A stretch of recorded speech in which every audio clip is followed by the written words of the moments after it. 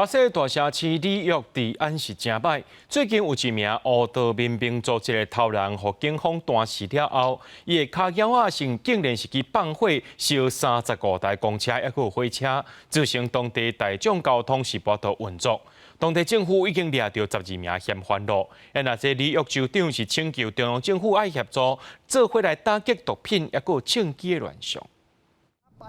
都会互规台公车拢着火，冲出来的乌烟是一直关到要到天顶。里约的街仔路8日至少有35台公车和1个火车，互故意放火烧了了。这么大打犯这种暴行的，就是当地上大的民兵组织。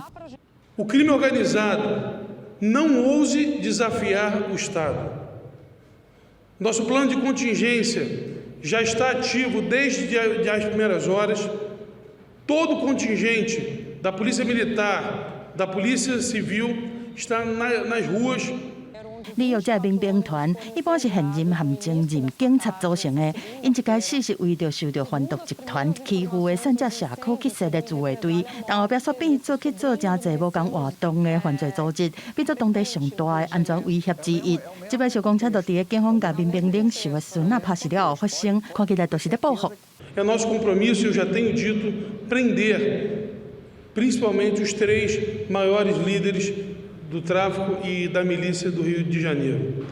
目前里约的警方已经抓到12个放火的嫌犯，州长是主张讲，以犯恐怖活动罪甲严加处罚，而且宣布讲入去到3级警戒，呼吁民众和游客注意安全。根据报道，里约的民兵组织已经掌控超过半个市区和散架人大的所在，佮和毒品乌帮伫里约的西部在抢地盘。双方最近的冲突就发生伫3礼拜前，一个医生洪准是民兵的成员洪台死，为着防止暴力继续出现，里约的州长紧急向中央求助，希望军方帮助监控，防止武器、毒品入来遮。公司新闻张惠敏编译。